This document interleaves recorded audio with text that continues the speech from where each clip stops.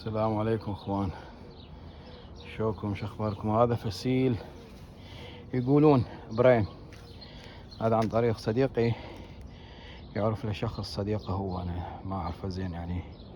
يقول عندي ابراهيمات بالبيت، انا ما اعرف بعد هذا الوضع لانها صعبه كلش تحصل على ابراهيم. اكو برحي، انا عندي برحيات 4 بالبيت، واكو برحي رحت لقيت وايد برحي بكاليفورنيا ذاك اليوم قبل يوم هيجي. بس ابراهيم ما شفت تريد هذا. بس شوفوا ايش كبرات هذا الفسيل.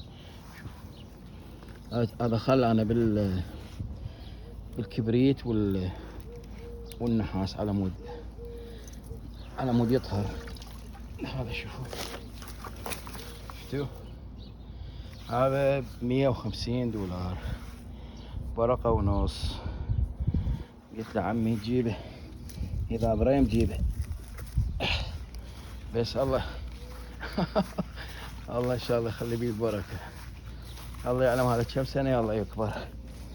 شوفوا ايش كبراته. على كل هي مشكلة ضاربين الجمارة مالته من جوا، هاي منه عسى ولا عنه بلكي ما يعفن. نقعته هسه هذا الكبريت والنحاس، وراح هسه هذا بلكي يصير رمل. هذا رمل محل نخليه ونتوكل على الله. بلكي الله يخلي بالبركة. شفتوا يا اخوان، كل واحد يعتز بنخلاته ويدير باله على النخل. انا عندي هاي مجدولة، شوفوا ما شاء الله، عندي برحية وهاي برحية ثانية، هناك عندي برحيات ذني اثنين، واحدة منها واحدة منها. بس البريم انا بالنسبة لي عندي البريم يعني ارقى من البرحي.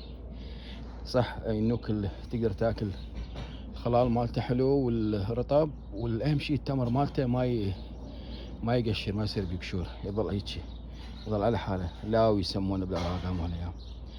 فعسى ولعل الله يبارك فيها. نزرعها ونشوفكم بعدين الصورة. مع السلامة.